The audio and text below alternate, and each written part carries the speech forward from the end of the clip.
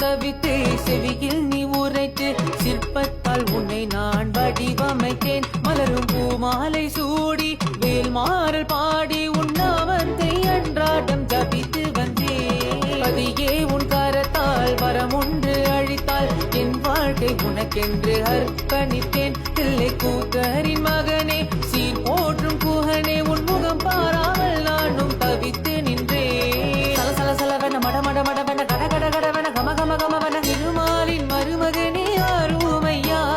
சர சர சரவென சவ சவ சவவென திரு திரு திருவென திரு திரு திருவென வேதனே மோட்சத்தை தருமையா சரணம் சரணம் சண்முகா சரணம்